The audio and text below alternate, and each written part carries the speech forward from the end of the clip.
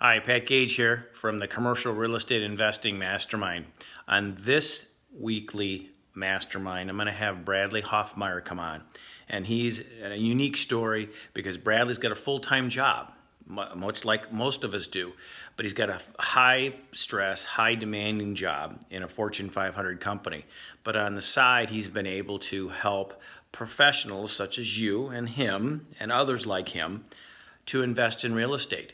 So come join me Wednesday, June 2nd, when Bradley talks about his latest acquisitions.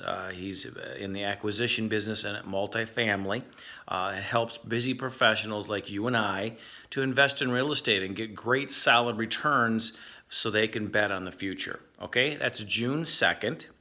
7 o'clock. There's a link right here in this video as well as in the description of the video to go check out Bradley's advertisement there on the website, as well as Becca, who's coming on June 16th, and then also Charles, who's coming on the 30th of June. So we've got a great lineup in June. Bradley's hitting it off with a home run here.